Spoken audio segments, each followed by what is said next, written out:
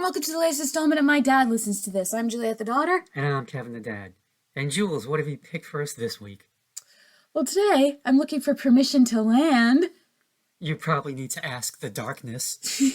We're talking about Permission to Land by the Darkness. So, Dad, what do we need to know? Okay, brothers Justin on guitar, vocals, and keyboards, and Dan Hawkins, guitar, played in a cover band as teens doing Springsteen, Genesis, and Marillion songs. That's a mix. Yeah, Marillion is a British neo-prog rock band. Justin was inspired by Brian May to play guitar. Oh. They first called themselves Empire and later changed it to The Darkness because it sounds cool. Okay. And it does. It does. The other two band members were drummer Ed Graham and one of the coolest looking bass players ever, Frankie Poulain. One of the few people who can wear a handlebar mustache unironically. They were renowned for their live show and became very popular. However, labels were not fighting to sign the band. Insiders thought they were uncool and a joke. The only labels that showed any interest were Sony UK and Atlantic. The band signed with the latter. Permission to Land came out on July 7th, 2003. It debuted at number 2 on the British charts and hit number 1 and stayed there for 4 weeks and sold 1.4 million copies in the UK alone. It was released in the United States in September 2003 and went to number 36 on the US Billboard 200 Albums chart, going gold with 700,000 copies sold. Whoa. Not bad. Yeah. Critical reception was divided. Some thought they were great, and others had a "you've got to be kidding" reaction. Wow. You should check out the Amazon reviews for more divisiveness. Amazon reviews, you say? Yep. All right, keep going. I'll see if I again- can pull some up. Again, they were looked on as a joke band because their songs weren't serious. They weren't using their music to say how sucky life is and the world is crap and so on. They actually dared to have fun. Oh my God, we can't have that. No, we could not. Anyway, 5 singles were released in the UK. Their third one, I Believe in a Thing Called Love, was their first single released in the United States. The band toured heavily and they won 3 Brit Awards: Best Group, Best Rock Group, and Best Album.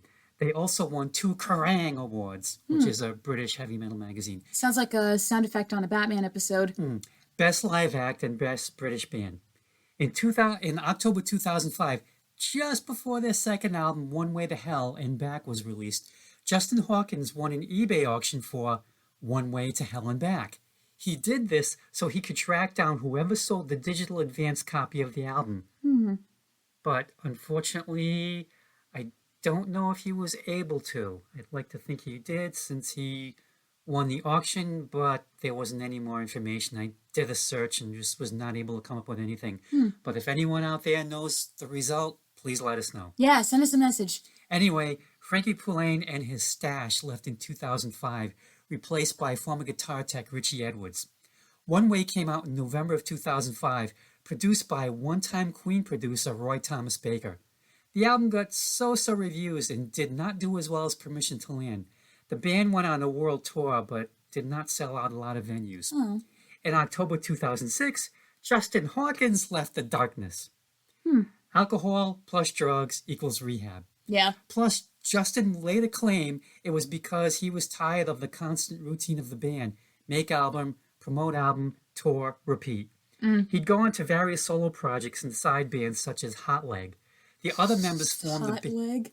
Well, there was another British band in the 70s called Hot Legs. Oh. So, Oh, to remove the S. That's clever. yep. The other members formed the band The Stone Gods. In 2011, the original 4 members reunited. Their third album, Hotcakes, came out in 2012. Ed Graham left, and the band recruited Emily Dolan Davies for the 4th album to play drums on 2015's Last of Our Kind. When Emily left in 2015, the band announced that Rufus Taylor, son of Queen drummer Roger Taylor, was in the band. Wow. He still is. Huh. So they've got like a lot of Queen connections. Wow. Subsequent albums, Pinewood Smile came out in 2017 and Easter is Cancelled in 2019. The Darkness keep on keeping on with a new album, Motorheart, set to come out in October of this year. As for me, the first time I heard these guys was at Mike's house, the one on Coyle Street. We were hanging out watching TV when all of a sudden the I Believe in a Thing Called Love video came on. Oh, yeah. Mike flipped out because he loved the song in the video. He'd seen it before. and I just thought it was hilarious, but also a good song. And yeah, I could definitely pick up on the Queen influence, especially with Justin's falsetto. Anyway, at the last East Providence Library book sale in 2019, I saw a copy of Permission to Land for sale for $1. Can't pass that up. Guess who did? I don't know. For some reason, I did not pick it up. But I give it the old, I'll go back the next day to get it. You Yeah, foolish it was man. gone. Will I never learn? Stay tuned for the next library sale if they ever come back. Anyway, I borrowed a library copy and liked it enough to download it. Eventually, I got a CD copy from Amazon using a gift card, and it was not $1. But it was still a good deal. And the thing is, I just went on Amazon recently, and for some reason, you cannot get it on Amazon domestically. You can get it as an expensive Japanese import. The CD on Amazon as of now is $40. Yeah. Even though, like, you can go on eBay and get used copies for reasonable prices. Anyway, the band released 2 versions of Permission to Land. The original with the parental warning sticker and a cleaned up version. Boo. And for the cleaned up version, the band actually altered and resung some of the lyrics instead of just going with gaps of silence. And, good for them. What is this, Kids Bop? Not a lot of artists would do that. I mean, you want to make it accessible to everyone, I guess. And brother. That's what Kids Bop's for. They had some fun with it. Okay. Okay, so let's dive into this album. All right. First track, Black Shuck. Those first verses in the singer's voice for some reason give me Stonehenge from Spinal Tap vibes. Yes. Okay, I can see that. Okay. Yep. So the Black Shuck, I did some Googling, is a ghostly black dog that roams the coastline of East Anglia. For the Harry Potter fans, it's reminiscent of the Grim, a black dog that is a harbinger of death. And with the Shuck, people certainly die because there's a church on fire. I think the music is okay, but it could be better. When the lead singer adds more of a growl to his vocals, it makes sense. Sounds like the growling of a dog and also sounds like a thing from hell. But when he goes into his falsetto, he sounds too angelic. And I actually have a review from Amazon up here. When you Google the album, most of the results on the front of the page are 5-star and 4-star. But I found a 2-star review from Daniel, and he gave it 2 stars. And the subject of the review is, "Oh, that voice!" exclamation point. So we're going to do a reading of this. Quote, "This is a bummer. I love the music. The singing is just awful. It's not his voice that's bad in general, but the high-pitched operatic voice that he does makes the CD unlistenable. ... There are a few songs where it's limited, so I can listen to those songs. ... But the rest ... Well, hard pass. Again, the music is awesome, fun, but when the singing starts, it's a skip, which I think is a bit harsh." But you can argue that his falsetto would sort of make sense since we are talking about a church burning after all, but for me it doesn't really work. If he's going to scream, it still needs a rock growl to it. Otherwise, he just goes from sounding murderous to a tenor in church choir. So just tweak the vocals on this song and it would be perfect, but I don't think it ruins the album. No, it isn't a quiet taste. Yes, it is. Okay, for me, this is like a rockin' version of The Hound of the Baskervilles. Like I said, it's based on a legend of a dog that haunts the village of Blytheburg. And about 5 seconds into this song, I knew that the band knew what they were doing. Straightforward, no BS rock. Then that voice kicked in and what? It's like, yeah, he's got quite the falsetto, and it ain't exactly tuneful in spots. No. And it's definitely an acquired taste. Great sing-along chorus, and the thing that got me was that scream he does after the line about the Blytheburg church door, like he's being attacked. I'm amazed that he still has a voice. I mean, if you listen to that, it just goes on, and the fact that he didn't blow out his voice permanently is amazing. Because I went on and saw some clips, which we'll get to later on YouTube, with them in concert, and he still has the voice. He still has the range. Oh, maybe he took care of it like the lead singer for The Who, like Roger. Like, I guess. Knew it was the thing, can't screw around, so after the show, tea with lemon and honey. Yeah. But for me, this is a great opener. And in the edited version, the line is, "That dog don't give a duck." And at the end of the song, Justin Hawkins actually quacks instead of barks. Okay, that's which I think it makes it hilarious. I don't think even Kids Bop would do that. They're not that original. The good thing is it's like they don't take their music like seriously. It's like, oh, this is carved in stone. This is sacrosanct. Yeah. Yeah. Yeah. All right, next track. Get Your Hands Off My Woman. I love this so much in films, TV shows, and books when a person's partner beats up someone who's getting a little too handsy. Like, no joke, probably one of my favorite scenes in Goodfellas is when Ray Liotta beats that guy's face in with the butt of a gun and says, I swear on my fucking mother, if you touch her again, you're dead! Side note, that seems to be a general rule for the mob, because my friend Pam on YouTube writes the Voice of an Angel series for Darien Audio, and she said when she was doing research on mob bars that there are a lot of rules to follow, one of the main ones being, quote, leave other men's partners alone. And if you don't, you're gonna get your ass handed to you. And we know from those opening notes that whoever did this is in danger. It's like that meme of Ralph from The Simpsons on the back of the bus. I'm in danger. But here's what's very interesting. This person isn't the woman's boyfriend or husband. And he makes it very clear. I don't, quote, own this woman. She's not, quote, mine. What is clear is that if anyone else touches her, they're dead. Which makes you think of a rather comedic way this song could have been used. So allow me. Imagine an episode of It's Always Sunny in Philadelphia. Oh, jeez. Charlie's just walking around the neighborhood, loop-de-doop-de-doo, and sees the waitress with another man touching her. In this sense, it would actually be for a reason that Charlie doesn't know about, and we as the audience have seen the waitress give permission ahead of time. Like they're getting all cutesy. But that doesn't matter to Charlie. He just sees this guy and proceeds to beat the shit out of him while this song plays in the background. I could see that. Yeah. Because here's another thing. From this song, I don't get the vibe that this man is a good guy. He may be doing a good thing, but he's still kind of sketchy. And this is the second song where the lyrics are great, but the voice just throws me off. I guess it's because when we think of the stereotypical strong man, we think of a deep voice. But a strong man can really sound like anything if you think about it. And it seems safe to say that if this guy beat me up, his high voice would haunt my dreams. Although I do like the way he says the C word, and I like the way he says motherfucker, especially the last note at the end with how he hits the K sound, like the cracking of a whip. There's the wind-up and the pitch, bringing the song to a satisfying finish. Yep. Mm-hmm.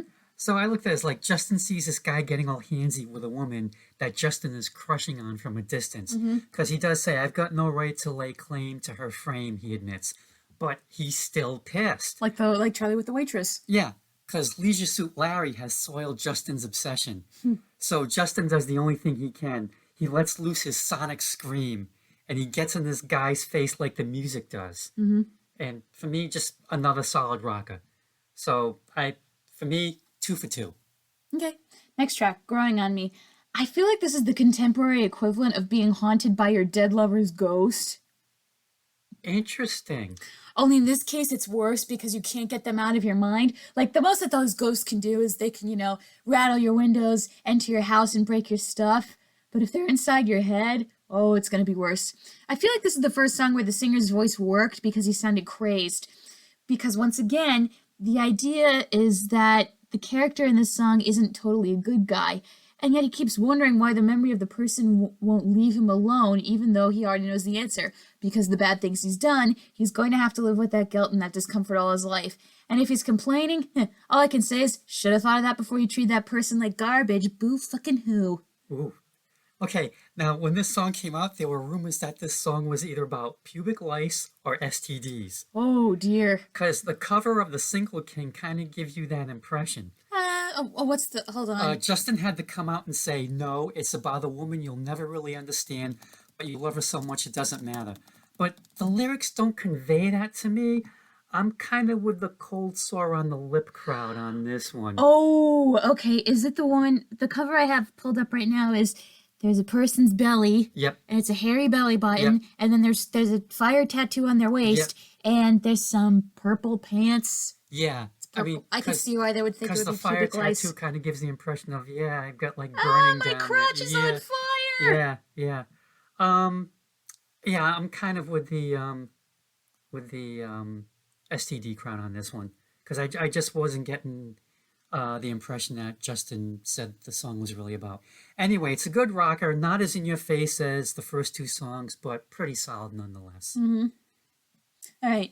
I Believe in a Thing Called Love. The first few seconds in the music video, where he's in the tub, reminded me of a live stream play I saw called Addicted, spelled A space DICK space Ted by one of my former Yazzie counselors, Teddy Lytle. It was a one-man show he wrote and performed at the Wilbury Theatre Company, but when COVID hit, he performed it entirely in his bathroom. And it was a very powerful show, and it proved that you really can make theater anywhere. Anyway, this song is slightly more lighthearted than the previous 3 tracks, but I think it's because the band knew we needed a break. This is one of those songs about the moment a person realizes that a connection is forming. All that's left for them is to tell the other person and see where it goes. And I like how we never get an answer. We only see the moment of discovery and the joy that immediately follows. And it's nice to sit in those feelings of happiness for a while. Eventually, reality will set back in, but we're not there yet, so let's just party and enjoy this wonderful feeling. 3.5 minutes of perfection. It's catchy, okay. It rocks, and I think the video just makes a great song even better. You've got the infinite Marshall stack when they're doing the solo, and you just see it getting bigger and bigger and bigger when the camera pulls back. The thumbs up gestures I think are hilarious, and they even have a thumbs up on the single, on the cover of the single, and it just cracks me up. And then all of a sudden they're battling squid-like aliens. Oh, and I don't remember that part. It really has nothing to do with the song's content, but so what?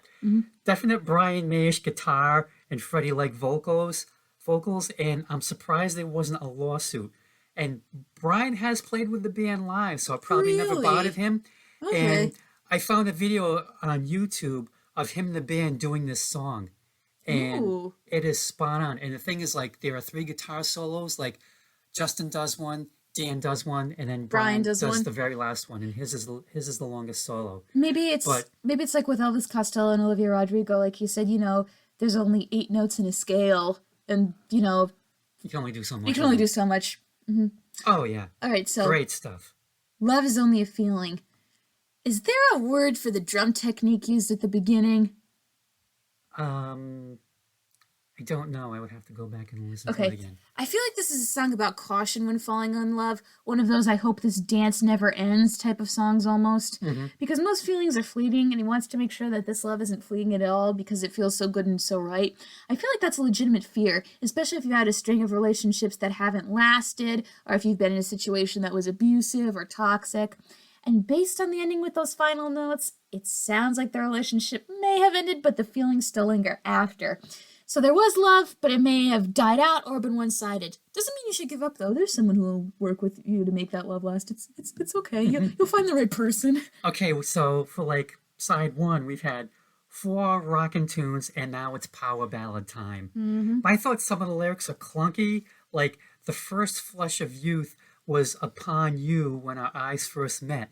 And I knew that to you and into your life I had to get. Which... yeah, clunky. The chorus is catchy anyway, and musically not as bad as these things go. I'm really not a power ballad fan. Really, not even in rock? Not really. Not that I can really think of. It's more for the female fans, I suppose. I mean, the acoustic guitars at the end let you know that you've been listening to a power ballad, in case you forgot. Usually, acoustic guitars will be pretty pervasive throughout the normal power ballad, but I think it's interesting how they save that for the very end, for the fade out. I don't think power ballads are gendered per se. I think if it's just a good song, people will respond to it. It's kind of an 80s thing. Oh, okay.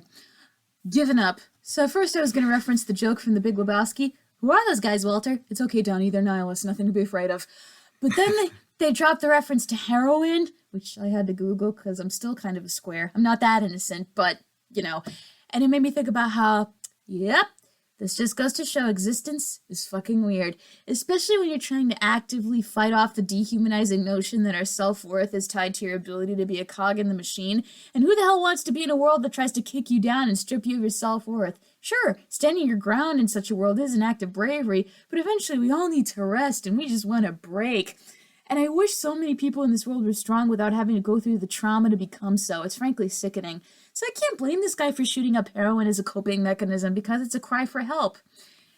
And I can't believe I'm saying this, but it's a cry for help that rocks.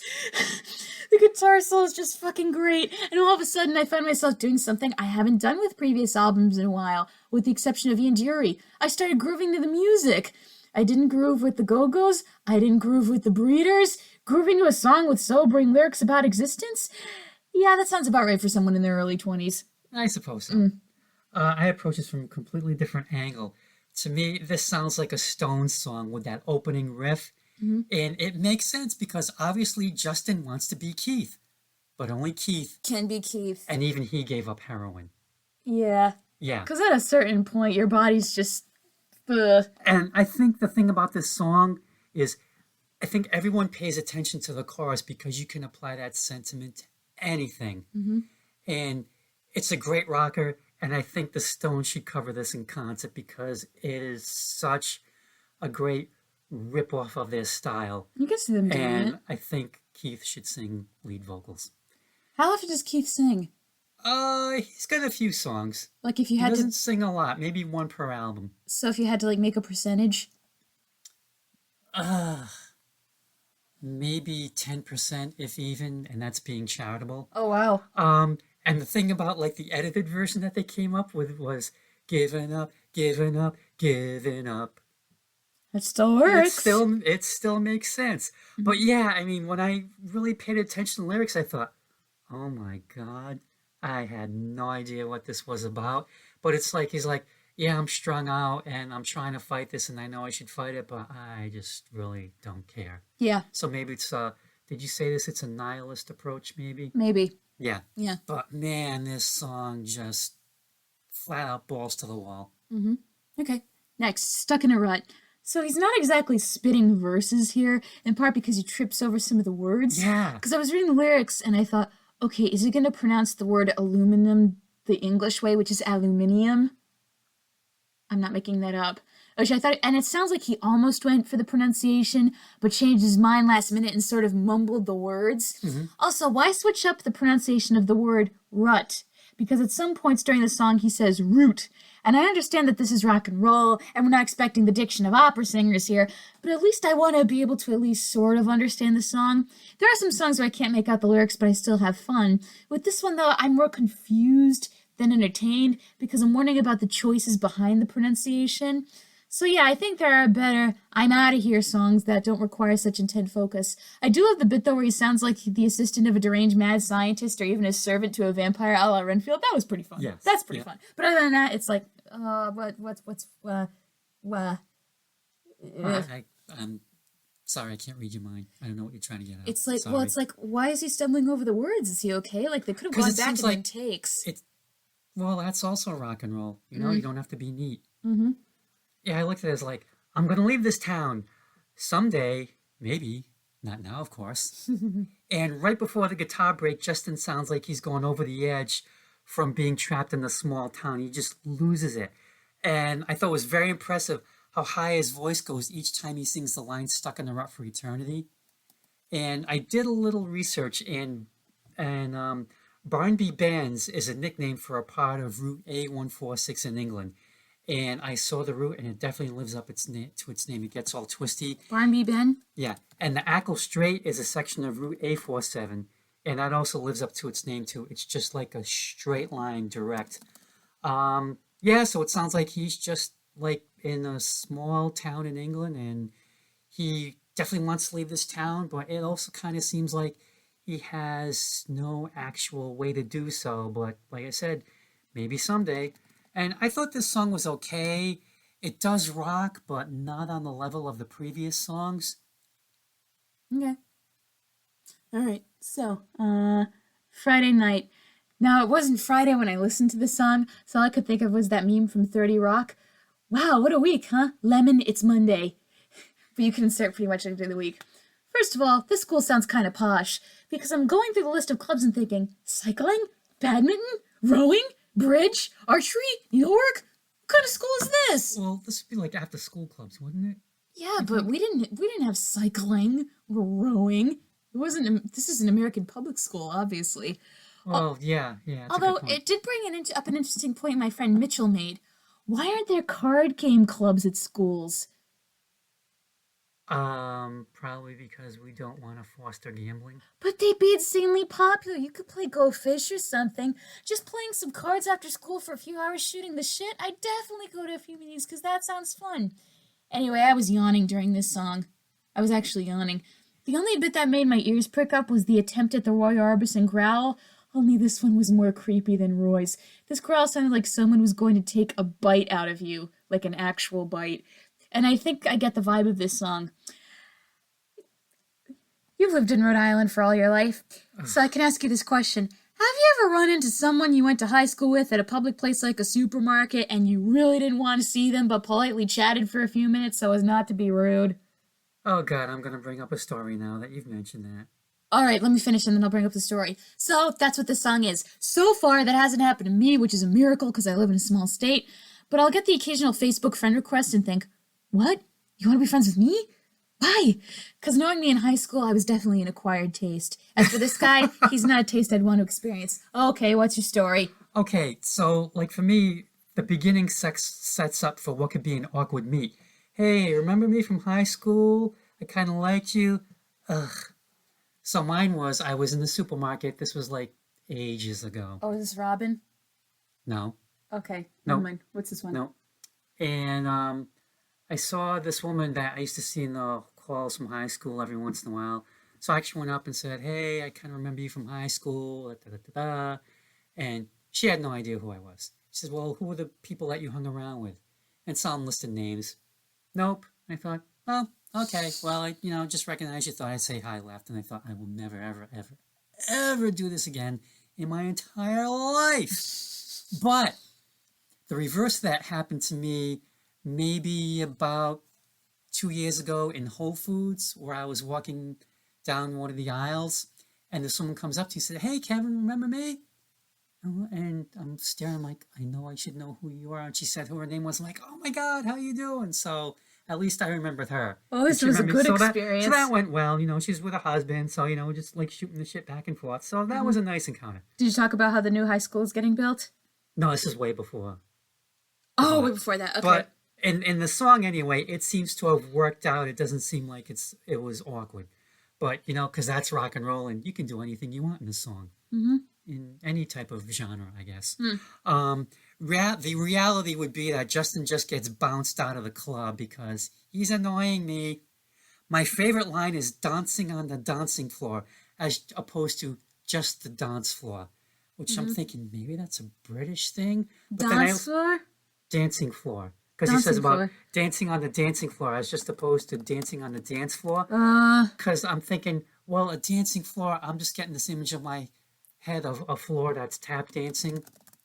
I'm looking it up. Anyway. No, even in the UK, I'm looking on Google and I typed dancing floor England and I see some UK websites and they refer to it as the dance floor. There's also a sprung floor, which is just a type of wood. But so far it just seems to be dance floor, not dancing floor. Okay. And guitar-wise, first you get a short Brian May solo, not played by Brian May. Mm-hmm. And then you get a longer Brian May solo, not played by Brian May. This, to me, is another okay rocker. Okay. Next, Love on the Rocks with No Ice. Ah, yes. The ending of a relationship where one partner doesn't give a shit and the other person is still trying. And what do we get? Love on the Rocks with No Ice. This song doesn't really go anywhere, and maybe that's intentional since this relationship really isn't going anywhere either. Maybe they could have done something with the instruments to convey that the relationship is declining, but in this song we're caught in an emotional and musical limbo. So you just have the singer belting the title over and over and over, and meanwhile you're sitting there getting bored wondering when it'll end. Mm-hmm. Mm-hmm. I mean, it's a cool sounding title, and I really wish that the song had lived up to it. Mm-hmm. I think it just means the basics, like nothing fancy. Like, these two are in a relationship that they both know should end, but I think maybe they're both afraid that if they break it up, no one else would ever have them. Mm-hmm. And it's kind of like, what was it? We keep each other warm, so I guess we're kind of still good for something. So it's like, just give me a drink straight, nothing fancy. And like Fred Rose and Fanny Bryce in that awful Funny Girl sequel. And like I said, I wish with a title like that, it didn't plod on as it does. Mm-hmm. And also, it's the longest song at almost 6 minutes. Yeah, it was like 6 minutes. And it's okay, but it almost sounds like at this point the guys are running out of gas with this and the previous two songs. Mm-hmm. I can buy that. Until we get to final track, Holding on My Own. At first I heard those opening notes and rolled my eyes, because from the sound of it we were getting a sad romantic ballad, and to be honest I was so not in the mood. But this song reminds me of a quotation from one of my favorite TikTokers, Old World Charm. Y'all can't fuck with someone who likes being alone. Because we're content in our own company, and we know who we are and what we want. And if you put us down or cause us more stress, then fudge bye-bye, you're out of here. But this song isn't a total triumph. It's still sad because the singer wishes it hasn't gotten to this point. As he says, give or take a tear or two. To which I say, dude, it's so fun over here. You'll really come to like it. Just give it a minute or two and you'll forget all about what's their name. You'll feel a lot better. Trust me. Now, you know with a title like this, it was going to be a power ballad. Yeah. But to me, a hilarious one. Oh, a hilarious one. Okay. Because I look at it as like, yep, holding my own is exactly what you think it means. Because the lyrics, lately I'm doing what I can to pleasure me. I'm finding time to focus on my fantasies. I'm satisfied in my own company. I don't need your permission to take this matter in my own two hands. I'm thinking, wow, dude needs two hands? He must be pretty large So and in basically, charge. he has a Pornhub account. And that's it. Oh, I hadn't thought of it that way, but I thought, yeah, I think I'm doing all right by myself. I don't need you. I'm doing pretty well on my own, thanks. And for me, that just made this song worth it. I mean, a hilarious power ballad, unheard of. And I think this might have been the song that earned him the joke band tag, but I love it. It brings a smile on my face, and good for them for not taking it seriously. Overall, the darkness is okay. From the band name, I was expecting some more dark subject matter. Sometimes they delivered, sometimes they didn't. Sometimes their singer struck the right tone with their voice, sometimes they didn't. This is an album that is rife with hits and misses. Well, only one hit for me. The rest were sort of lackluster. I think if they hadn't come out in the early O's, they could have struck the right tone if they released their music today and realized they could write about anything. Because their stuff isn't exactly dark. It's more like cloud cover. Huh, interesting. All in all, I think it's a pretty solid debut. I thought there were only 3 songs that were just okay, so 7 out of 10. 70%, that's a C. That's not bad. I mean, if that was your average in baseball, you would not only be the world's greatest player, but you would also own the team as well. But I think this is all the darkness that anyone needs. And I'd even go further, and I'd say that you have to have at least, I believe in a thing called love in your life. Not for me. Okay. I've given up as my favorite one, because again, it rocks. Alright, as always, thank you for listening to the latest installment of My Dad Listens to This. Like, comment, subscribe, and all that jazz. You can follow me on all my social media to get the episodes. And if you are friends with my dad and you want the episodes through him, just shoot him an email and he will send an episode directly to your inbox. As always, we are My Dad Listens to This. Thank you for listening to our latest episode. We'll be back next time with another album to nitpick and gripe about. Dad, any words you want to say before we sign off? Yes, you all have permission to land. Enjoy the flight.